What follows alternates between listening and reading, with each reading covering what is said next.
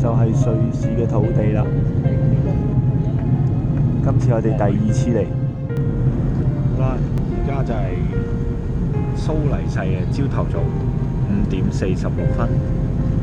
我哋即將咧就會降落喺瑞士蘇黎世國際機場。咁咧佢係比澳門咧係慢咗6個鐘頭嘅。咁澳門而家係8月2號嘅朝頭早11:50。我哋呢度咧只不過係朝頭早嘅5:50。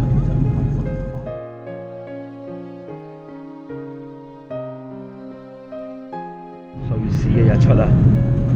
個太陽就係我哋嘅東邊。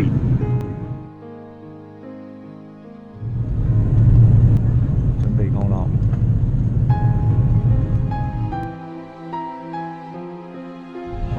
準備降落。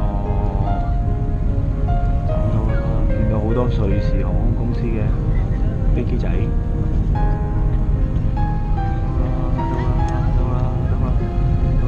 落地啊！